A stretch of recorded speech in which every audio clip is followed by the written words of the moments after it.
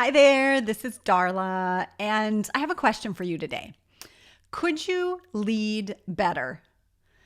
If you're an entrepreneur, you have some form of leadership in the world, obviously, right? And I believe entrepreneurs are making the biggest impact with our leadership of anyone. And the more you grow your business and the more money you receive, the bigger impact you can have. So I am a huge stand for heart-centered, intuitive entrepreneurs making great money and having great influence through your leadership. And a lot of times we focus so much on our marketing, our messaging, maybe our skill as a leader. I train sourced retreat leaders. And so, the skill as a leader is really important in terms of delivering your work one-on-one with your clients.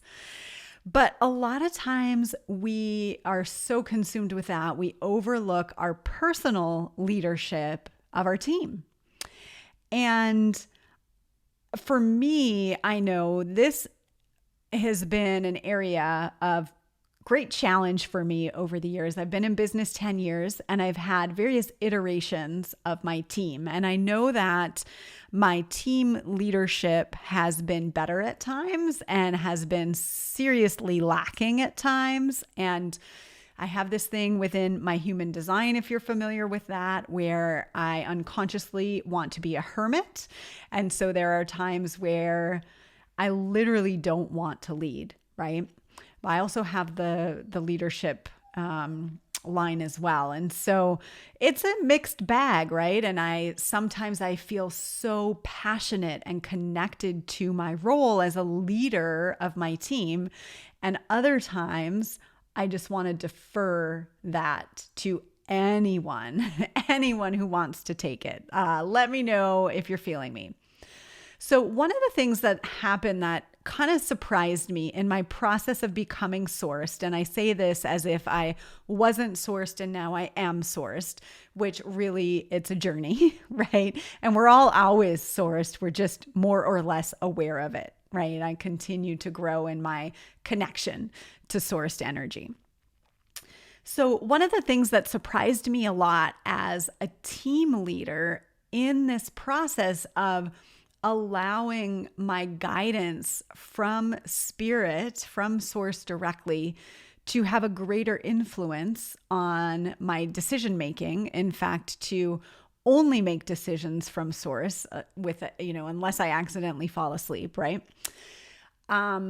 Is I got a lot of awareness around how I was leading my team that I didn't even know was happening. So if you check out my bookshelf, I have lots of books on leadership. And, I've read various famous people's perspective on how to have a team meeting and how to, structure your time, how to hold team members accountable, how to inspire their own leadership, all of these things, right? I've read a lot on the topic. Even back when I was in corporate, I was super interested in this topic. And what none of these things really say directly is I needed to lead from source, not just with my clients, not just with my marketing or my messaging, but actually with my team. And so what would happen is I would read books about how I should be leading or what to do in a team meeting or whatever, and it wouldn't resonate for me. It wouldn't feel great to me to structure things in that way. But I hadn't been doing the most fantastic job, so I assumed they must know better and I'm going to follow this structure. And everyone in the team would resist the structure. And it would fall apart.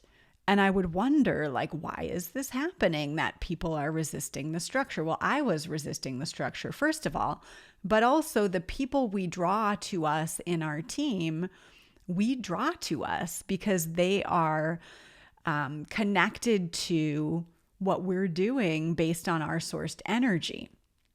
So I really had this insight about how I was focusing my connection to source. And I was saying, give me the marketing message that's going to really make the most money, right? Or connect with the hearts and souls of the people who most need to hear it and therefore make the most money, right?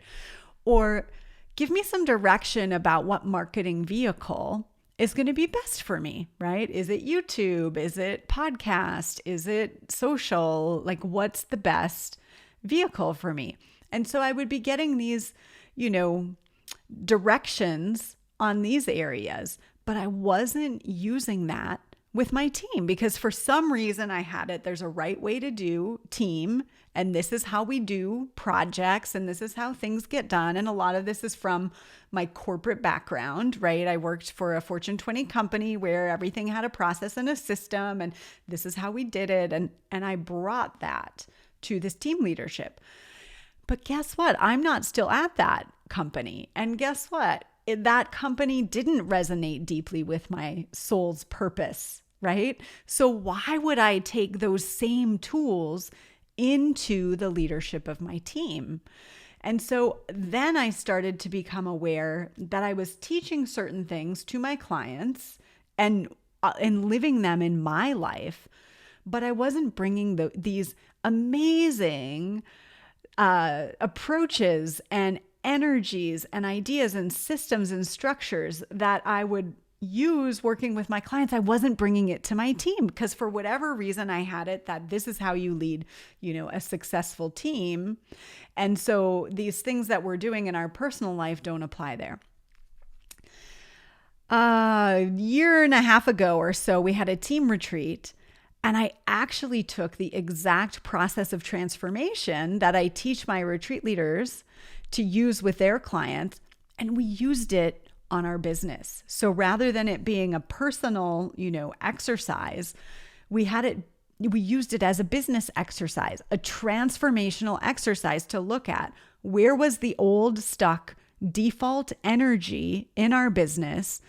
And based on this process that I use and teach, it's in my book, all of that, what is the new sourced energy that's really going to make a difference for us this year? And it's been amazing. It's been amazing. This is a tool I use for myself all the time that changes my life in a moment. And I hadn't been using it with my team. And I hadn't been requiring my team to live transformationally in the way that I know works, right? I'd been doing it. I've been kind of sneaking it in, right? But I would sneak it in ways where it was like, I'll kind of help you with this on the side, which is not a healthy way to go, right? But I wasn't leading my way that I know at the core of my being makes life easier, happier, more connected, more joyful. And I was setting it aside because I felt like I had to lead some other way. Does this sound familiar? I want you just to look at how are you showing up with your team meetings? How are you structuring the amount of meetings you have, the way you meet? How are you bringing your magic that you do with your clients to the way you lead your team? Or are you checking that at the door? Could you lead better? Could you lead more sourced? I'd love to hear how this has worked for you, what you've learned from this video, what you have learned from being a leader in your business that's worked beautifully, and what you know that you need to leave behind. Thanks. Thanks for commenting. Click subscribe. Let people know. Let your team know if you're going to lead differently. Share this with them and let them know why you're going to lead differently. And start playing with risking bringing more of your vulnerable, true, real self to the way you lead. This is Darla Ledoux signing off.